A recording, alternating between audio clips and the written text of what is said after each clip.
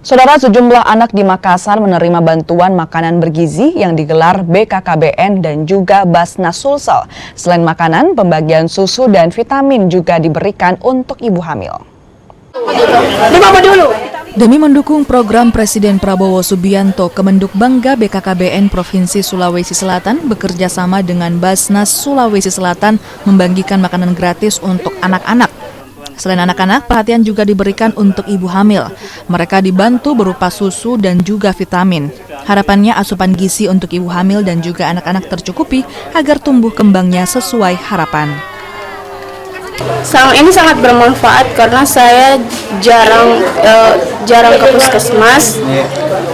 Karena di puskesmas memang dikasih, tapi tidak seperti ini. Ini hamil berapa bulan?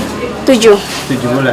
Nah, terus ini kan sudah berapa kali dapat bantuan gizi ini sama vitamin? 5 sama ini. Oh, sudah 5 kali ya? Iya.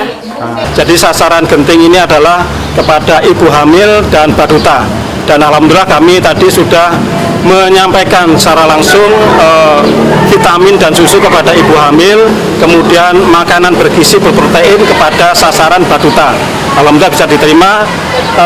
Bantuan ini bisa untuk meningkatkan gizi seorang anak termasuk ibu hamil yang memerlukan vitamin yang mencukupi untuk perkembangan bayi di dalam janin.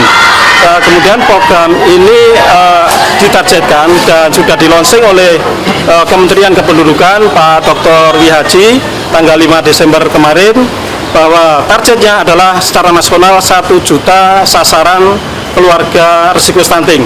Jadi kami di Sulsel mendapatkan target sebanyak 35.000 sasaran keluarga risiko stunting, yaitu ibu hamil dan baduta.